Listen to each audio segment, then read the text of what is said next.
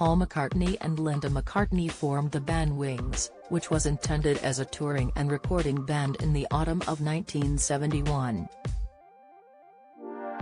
Just a year prior, Paul announced in a press release that he was no longer working with the Beatles amid growing tensions with his former bandmates John Lennon, George Harrison, and Ringo Starr. In a Q&A called You Gave Me the Answer via the legendary musician's website, Paul, 80, admitted he was never a risk-taker despite starting from scratch with the band Wings.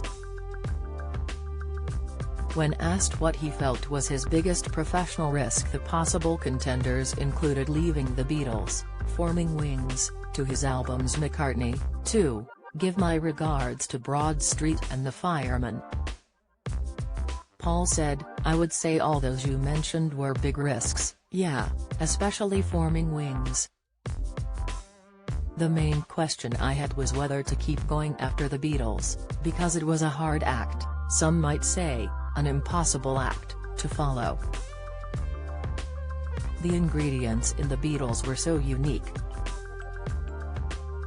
You had John right there, who could have made any group brilliant. Then you had George's talent, and Ringo's, and then me. The Let It Be hitmaker admitted he was most hurt with the comments made towards his late wife during their time together in Wings. Once that band, the Beatles, had finished, I didn't know what to do with myself, and trying something new was really risky, he explained. He went on, then, of course, having Linda in Wings, when she was not a musician, was a risk too. When the reviews started to come in, a lot of them focused on her, asking, what's she doing in the band? And that was hurtful. Paul admitted that over time things got better for the band and things picked up. The musician made a conscious decision to go right back to square one, and Wings would hit the road performing at university student nights and playing at spontaneous gigs.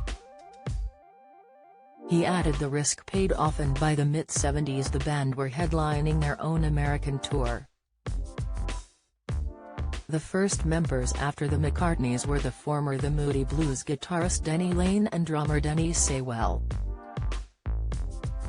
Wings released their first album, Wildlife, in December 1971, and former Grease band guitarist Henry McCulloch joined the band in 1972. Meanwhile, Linda was a vocal animal rights activist and wrote and published several vegetarian cookbooks. He also founded the vegetarian Linda McCartney Foods Company with her husband. In 1995, she was diagnosed with breast cancer and died from the disease 3 years later at the age of 56.